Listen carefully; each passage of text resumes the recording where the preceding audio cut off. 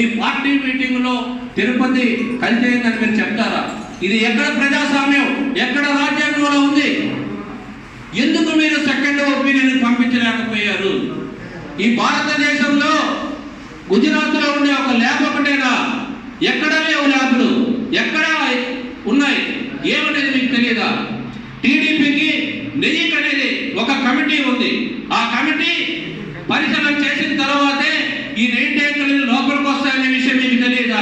18 సార్లు మా వైఎస్ఆర్సీపీ గవర్నమెంట్ లో వెనక్కి పంపించిన దాఖలు ఉన్నాయి. మీ గవర్నమెంట్ లో ఎన్నిసార్లు పంపించారు? పైగా ఈ రోజు కల్తీ కల్తీ కల్తీ అని చెప్తున్నా మీరు ట్యాంకర్లు ఎప్పుడొచ్చాయి? మీ ప్రభుత్వం స్వయాన గౌరవ ముఖ్యమంత్రి చంద్రబాబు నాయుడు గారు ప్రమాణ స్వీకారం చేసిన తర్వాత ఈ ట్యాంకులు వచ్చాయా లేవా? అవి లోపలికి వచ్చాయా, బయటికి పంపించాలనేది మీరు ఈఓ గారు రకరకాలుగా చెప్తున్నారు. కాబట్టి మా ప్రధానమైన డిమాండ్ కూడా ఏంటంటే ఈఓ గారిని తక్షణమే మీరు ట్రాన్స్ఫర్ చేయాలా. తక్షణమే ట్రాన్స్ఫర్ చేసి సుప్రీంకోర్టు న్యాయమూర్తితో కానీ సిబిఐతో కానీ మీరు నిజంగా తిరుమల తిరుపతి దేవస్థానాన్ని ప్రాముఖ్యత కానీ హిందూ భావాలను కానీ హిందువులు కానీ వాళ్ళందరినీ భావాలు కాపాడాలని అంటే మీరు తక్షణమే ఈవో శ్యామలరావు గారిని, అదేవిధంగా అడిషనల్ ఈవో వెంకయ్య చౌదరి గారిని కూడా మీరు ట్రాన్స్ఫర్ చేసి నిక్కు నిజాలు తేలాలంటే ఈరోజు సిబిఐ ఎంక్వైరీ చేయమని చెప్పి వైఎస్ఆర్సీపీనే కాదు, విశ్వ హిందూ పరిషత్ ఉదయం లేచి సాయంత్రం వరకు కూడా హిందువుల మనోభావాలకి యుద్ధం చేసే విశ్వ హిందూ పరిషత్ కానీ చాలా ధార్మిక సంస్థలు కూడా ఈ రోజు సిబిఐ దర్యాప్తు చేయమని సుప్రీంకోర్టు న్యాయమూర్తితో విచారణ జరపమని వాళ్ళు అడుగుతున్నారు. మీరు ఒక్కడే ఈరోజు సిట్ అంటే మీరు సిట్ అనుకునే వాళ్ళ దగ్గర మీరు దర్యాప్తు చేస్తున్నారని అంటే మీరు భావాలు కాపాడేదానికా, భావాలు కాపాడడం దానికి? ఈరోజు మీరు లడ్డు కాల్చి అనేదానికి ఏదో మాట్లాడేశారు. ఎలా ఈ విషయాన్ని బయటకు వెళ్ళిపోవాలా, ఎలా దీన్ని డైవర్షన్ చేయాలనేది కూడా ఇప్పుడు మీరు ఆందోళన పడిపోయారు. ఈరోజు గౌరవ ఉప ముఖ్యమంత్రి గారు పవన్ కళ్యాణ్ గారు జరిగింది తిరుమల తిరుపతిలో కల్తీ లడ్డు అయితే మీరు ఎక్కడ మెట్లకు పసుపు పూసి బొట్లు పెడుతున్నారు, అమ్మవారి పాదాల దగ్గర చేస్తున్నారు. జరిగింది అక్కడైతే ఈయన పెట్టేది అంటే ఆయన ఫస్ట్ సినిమా టైటిల్ అక్కడ అమ్మాయి ఇక్కడ అమ్మాయిలాగా ఆ టైటిల్ తీసుకొని జరిగింది అక్కడ ఈయన చేసేది ఎక్కడ? నువ్వు వరదల్లో జరిగితే నీ సనాతన ధర్మంతో ఏమైంది? ఇన్ని ప్రజా సమస్యలు ఉంటే నీ సనాతన ధర్మం ఏమైంది? పిఠాపురంలో సనాతన ధర్మం జరుగుతున్నాయా? ఇప్పుడు నీ పరిపాలనలో సనాతన ధర్మం జరుగుతున్నాయా? మీరే చెప్తున్నారు. మీ నాన్నగారు దీపంలో సిగరెట్ వెలిగించుకున్నారని. ఇవన్నీ కూడా మీరు ముందుకు వచ్చి అసలు మీరు హిందువా ఏంటా అనేది, మీరు సనాతన ధర్మంలో పాతే తీసుకుంటే మీరు ఏమి పాటించాలా లేదనేది కూడా గౌరవ ఉప ముఖ్యమంత్రి పవన్ కళ్యాణ్ గారు కూడా అడుగుతున్నాం. కేవలం ఈరోజు జగన్మోహన్ రెడ్డి గారికి ప్రజల్లో ప్రజాకర్షణ పెరిగిపోయింది కాబట్టి మీరు ఆ ప్రజాకర్షణ అడ్డుకట్ట వేయాలని చేస్తున్నారు. గతంలో వైఎస్ జగన్మోహన్ రెడ్డి గారు బ్యాంకులోకి వెళ్తే ఆయన ఒక వ్యాపారి. ఆ రోజు సీఎంగా గౌరవ దివంగత ముఖ్యమంత్రి వైఎస్ రాజశేఖర రెడ్డి గారు ఉన్నప్పుడు ఆయన్ని లేనిపోయిన అభాండాలతో రాజకీయాల్లో తీసుకొచ్చాం. ఈ రోజు ప్రజల తీర్పు ఇంకా ఏదైనా తీర్పు మా మాజీ ముఖ్యమంత్రి వైఎస్ జగన్మోహన్ రెడ్డి గారు పార్టీ పగ్గాలు చూసుకుంటూ ఆయన పనులు ఆయనకుంటే ఈ రోజు కల్తీలన్నీ చేసి పరిపాలన చేత కాకుండా పరిపాలన అత్యవసరంగా చేస్తూ ఈ రోజు ప్రజల్లోకి వైఎస్ జగన్మోహన్ రెడ్డి గారు త్వరగా తీసుకొచ్చినందుకు గౌరవ ముఖ్యమంత్రి చంద్రబాబు నాయుడు గారికి కూడా టీడీపీ వర్గాలకి, జనసేన వర్గాలకి, బీజేపీ వర్గాలందరికీ కూడా కృతజ్ఞతలు తెలియజేస్తున్నాం. దేనికంటే ఈ మాజీ ముఖ్యమంత్రి వైఎస్ జగన్మోహన్ రెడ్డి గారి వైఎస్ఆర్ కాంగ్రెస్ పార్టీ ప్రజల్లో నుంచి పుట్టిన పార్టీ కాబట్టి ఈ రోజు మీ ప్రజల్లోకి త్వరగా జగన్మోహన్ రెడ్డి గారు తీసుకొచ్చారు. కాబట్టి ఇంకా మీ ఆటలు సాగవు. త్వరలోనే మీ పరిపాలనకి ఒక ఫుల్ స్టాప్ వస్తుందనేది ప్రజలు చెప్తున్నాను.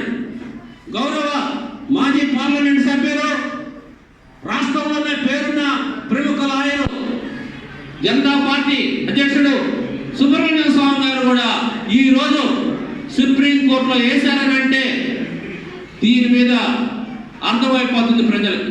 ఇప్పటికైనా మీరు హిందూ భావాలు ఆధ్యాత్మికంగా ధర్మంగా ఎన్ని పాటించాలనంటే మీరు సిబిఐకి సుప్రీంకోర్టుకి వేసి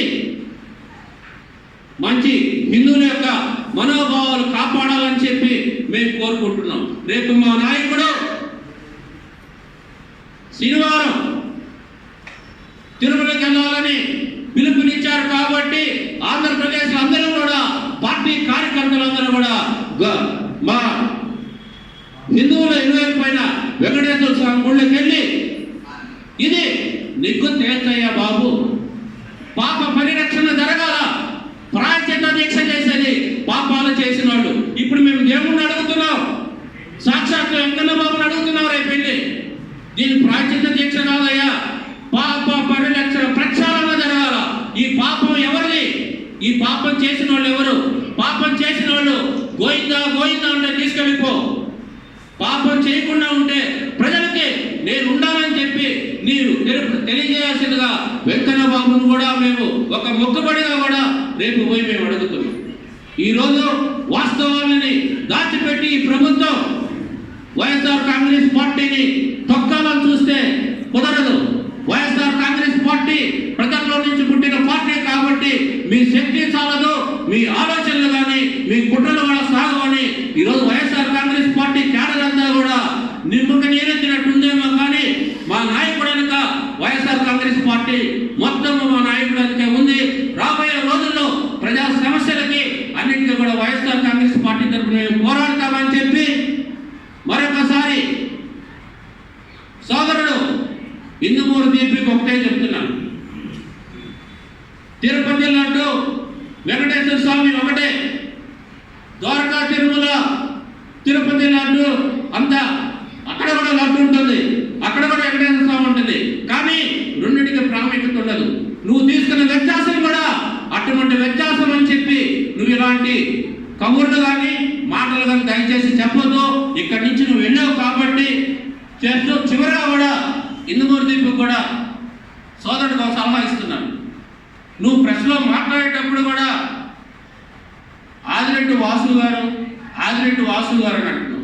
ఆయన మన గౌరవ ఎమ్మెల్యే, రాజమండ్రి ఎమ్మెల్యే ఆదిరెడ్డి వాసు గారు అని చెప్పి వాళ్ళ ఇంట్లో ఆదిరెడ్డి వాసు అని పెంచుకుంటారు. నీ కనీసం మీ పార్టీ ఎమ్మెల్యేని కూడా ఎమ్మెల్యే అని చెప్పలే స్థాయిలో ఉన్నానంటే నీకు ఎమ్మెల్యేకి ఎంపీలు కూడా తేడా తెలియదు కాబట్టి నీ వేరియేషన్ కూడా ఆయన వార్డు స్థాయి కాదు బాబు, ఆయన సెంట్రల్ స్థాయి వ్యక్తిని నువ్వేదో ఒకటి కలలు కానీ మాట్లాడొద్దని చెప్పి ముందు మన గౌరవ ఎమ్మెల్యే ఆదిరెడ్డి వాసు గారిని కూడా నువ్వు రాజమండ్రి ఎమ్మెల్యేని సంబోధించు.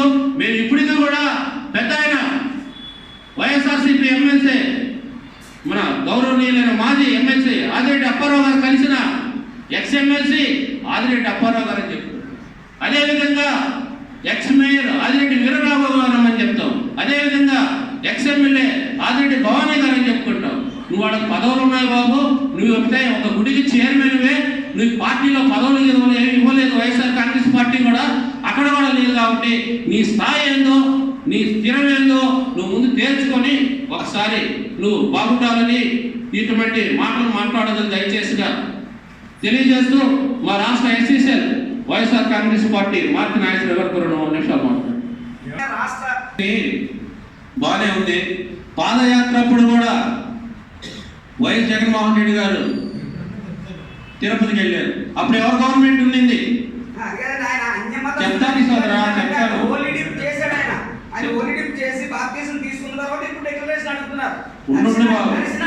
నిజమే నేను చెప్పేది కంటే ఇప్పుడు మీరు చెప్పారు, నేను విన్నాను, నేను చెప్పింది కూడా వినాలి కదా. ఇప్పుడు పాదయాత్ర అప్పుడు కూడా చేశారు, అప్పుడు వెళ్ళారు, సీఎం గారు వెళ్ళిన తర్వాత ఎప్పుడూ లేదు. ఇప్పుడు ఎందుకు డిక్లరేషన్ పెట్టారు? నెంబర్ 1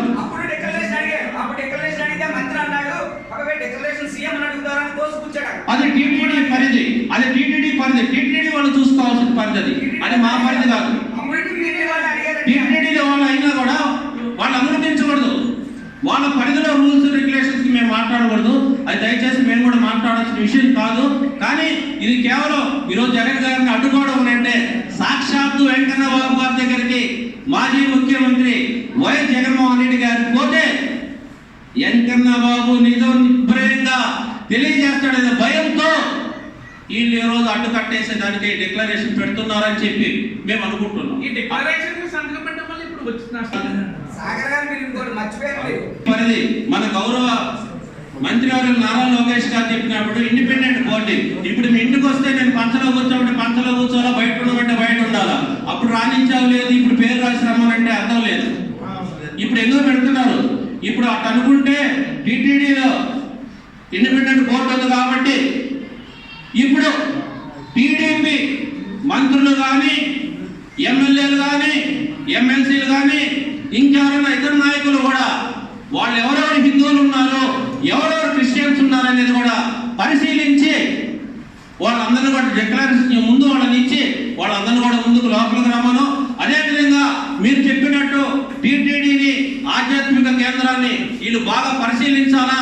వలి అంటే చిత్తూరు జిల్లాకి అత్యధికమైన వైన్ షాపులు ప్రకటించి ఈ టీడీపీ ప్రభుత్వం వాళ్ళ ప్రాముఖ్యత చాలా పెంచారు. ఆధ్యాత్మిక కేంద్రంలో ఇది వైన్ తాగి వెంకన్నబాబు కొలుసుకోవాలి ఏమో తెలియట్లేదు.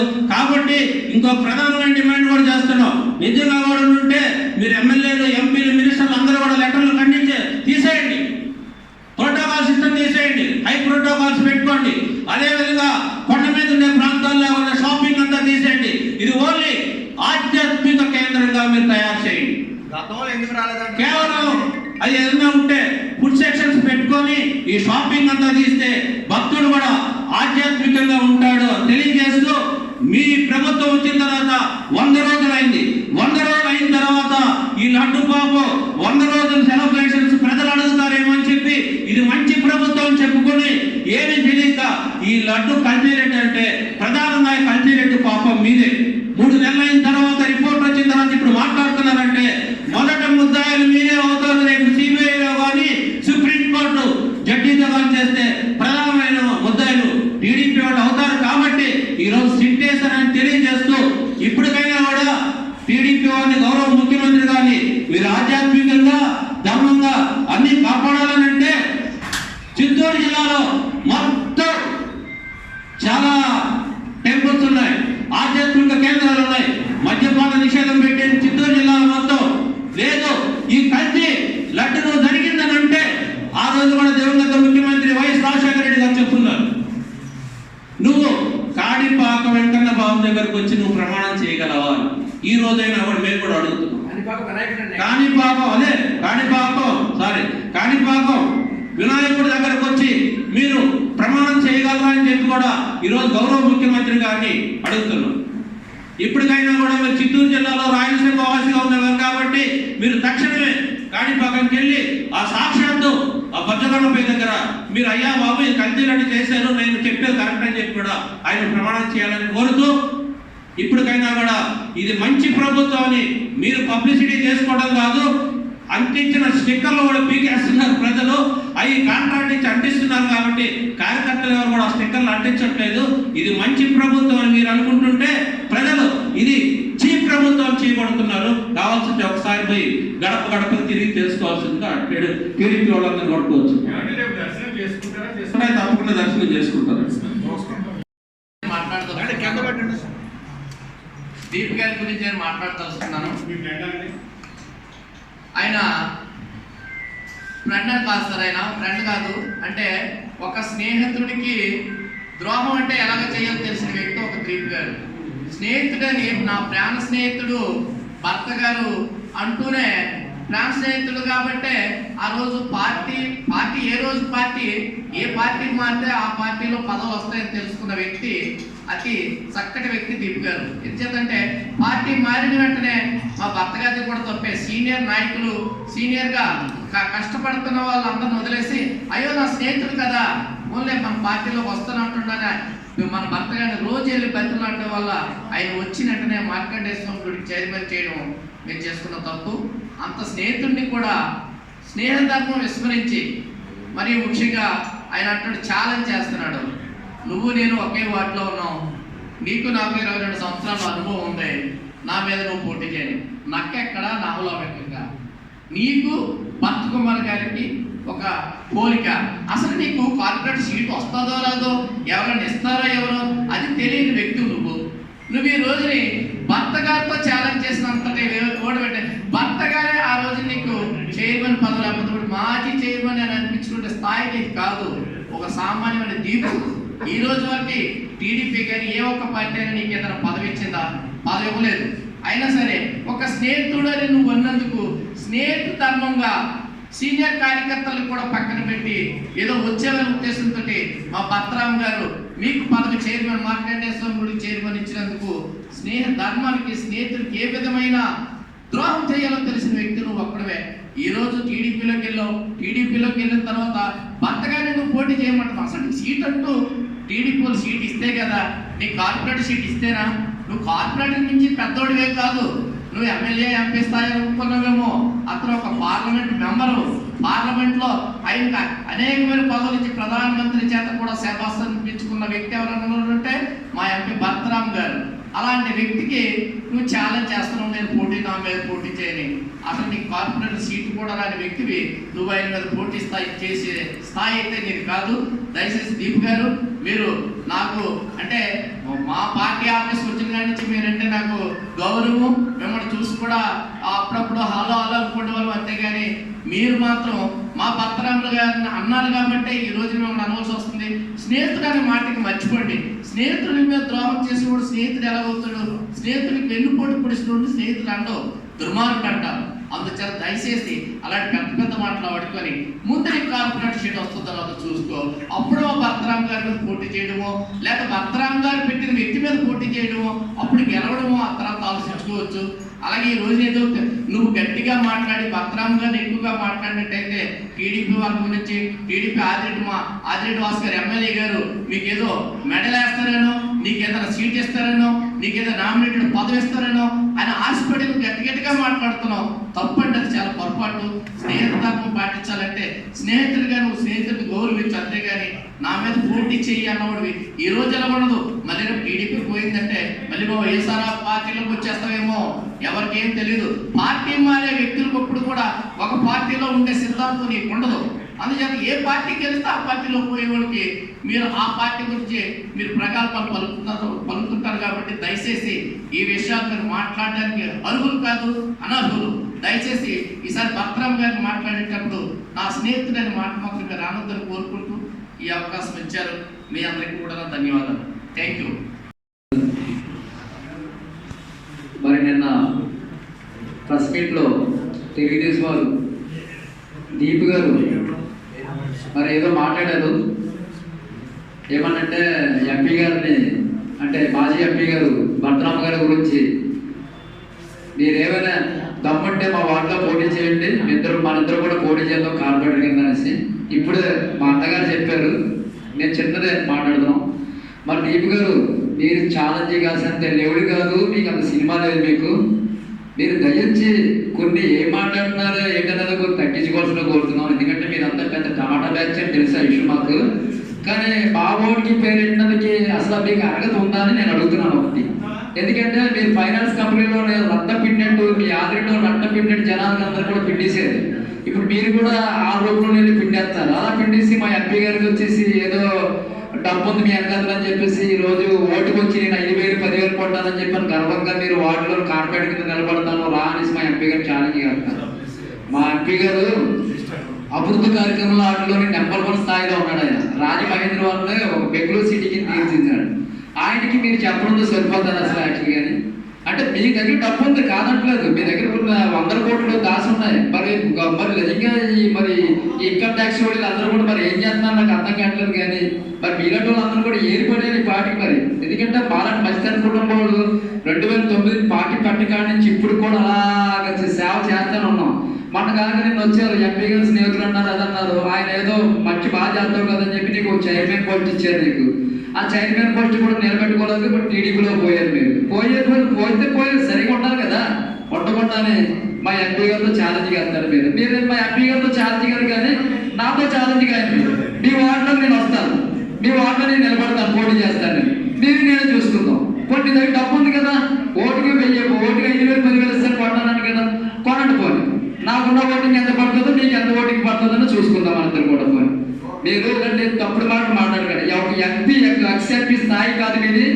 దయించి మీరు కొన్ని పద్ధతులు మార్చిపోయారు అనుకో, మా పద్ధతిలో మేము వెళ్తాం.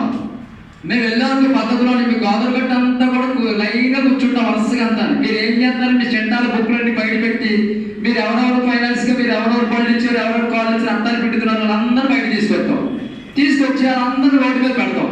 వాళ్ళతో మాట్లాడిస్తాం అంతా కూడా. దయించి కొంచెం తగ్గించుకోండి, నేర్చుకోండి. ఏదో వెనకాతలు ఉన్నారని సపోర్ట్ కాదు. ఎందుకంటే ఒకటి పట్టుకే, ఎందుకంటే మేమందరూ కూడా తెగించుకున్న వైఎస్ఆర్సీపీ. ఎందుకంటే మా మీద తప్పుడు కేసులు పెడతారు, మమ్మల్ని అలాగా చేస్తారని ఆ విషయం మాకు అన్నీ కూడా తెలుసు. కానీ మేము నీతి నిజాయితీగా మాట్లాడుతున్నాం కాబట్టి దాని గురించి పెట్టమని కేసు ఎన్ని పెట్టినా పర్లేదు. ఎందుకంటే మేమే తెగించున్నాం. ఒక్కసారి మా మీద కేసు పెడితే మేము ఎంత దూరం వెళ్తాం, ఎలా వెళ్తామని కూడా మీకు కూడా తెలుస్తుంది. కొద్దిగా తెలియాలని కూడా మేము కూడా ఆలోచిస్తున్నాం. ఎందుకంటే మీరు కేసులు పెడతారు, మేము కేసులు పెడితే మేము ఏ తప్పు చేయలేదు. అక్కడ ఒక సూసైడ్ చేసుకుంటాం అంతే. ఇక్కడ శుభ్రం మరి టికెట్ కాదు రాజమండ్రిలో మీకు కార్పెట్ టికెట్ కాదు, మీకు పక్క కూడా ఎవరు చూడండి జనాలు. దయించి భర్తరామ గారి మీద మీరు కొన్ని మానుకోటి మాటలు ఏమంటే రాజమండ్రి అభివృద్ధి కార్యక్రమం ఎలా చేయాలన్నది ఆలోచించండి. ఉన్న అభివృద్ధి కార్యక్రమాలన్నీ కూడా చెడగొడుతున్నారు మీ ఎమ్మెల్యే గారిని. దాన్ని బట్టి మీరు ఆలోచించండి. ఇందాక అన్నారు నాగేశ్వర నక్కికి నాగలాగానికి అనేసి. అసలు నక్కికి నాగలాగాను కూడా మీ పేరు కూడా అంచనా కూడా అయిపోయింది మా ఎంపీ గారి దగ్గర. ఎందుకంటే దాన్ని కూడా పంచారు. మీరు ఎంపీ గారి వరకు వెళ్ళిపోయారు.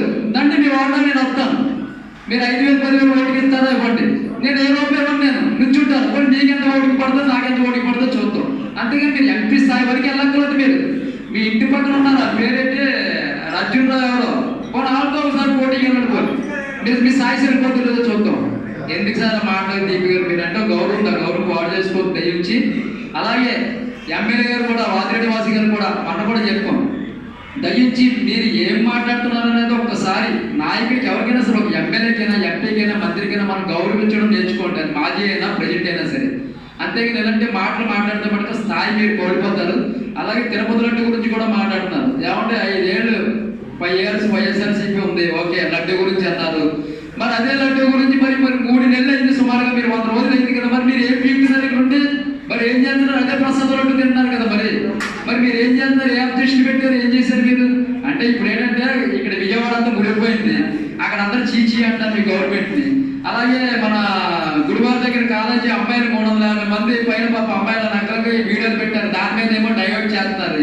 అంటే ఇవన్నీ కూడా డైవర్ట్ చేసి మీరు పీకేది ఏం లేదు. కానీ ఒక అమ్మఒడి ఏమి చేయలేదు, చెయ్యొద్దు లేదు, వాసన లేదు, ఏం లేదు. పాపనాశనం తీసేసారు. నాయకురాములు ఉన్నారు పాప, నాయకురాములు ఉన్నాయి, అది కూడా 15,000 రూపాయలు తీసేశారు. ఆటోలు ఉన్నారు, ఆటో యూనియన్ అది 15,000 రూపాయలు తీసేశారు. చెయ్యొద్దు అన్ని తీసేశారు. మీరు కొన్ని రోజులు నాకు తెలిసిన పడితే ఆ బోర్డుకి ఏదో సెట్లో కూర్చుంటారు మీరు అందరూ కూడా. మీరు ఆ సెట్లో కూర్చుంటారు. అదే ఆదిరెడ్డి వాసు గారు మళ్ళీ వైఎస్ఆర్సీపీ కూడా వచ్చేస్తారు, అవకాశాలు ఉన్నాయండి. ఎందుకంటే మన ఫస్ట్ అలాగే ఆయన లైన్ చేశారు కానీ ఇవ్వలేదు మా వాడు చాయిస్. లేకపోతే వచ్చేసి ఆయన మళ్ళీ ఆయన కూడా దారిలో ఉన్నాడు, వచ్చేసేలా ఉన్నాడు ఆయన కూడా. ఎందుకంటే పార్టీ గురించి ఆయనకి అర్థమైపోయింది. అందుకని ఆయన కూడా ఏంటంటే నేను ఇచ్చేస్తున్నాను అన్నాడు కానీ ఏం చేసేది లేదు. కానీ మరి జై భారత్, జై భారత్.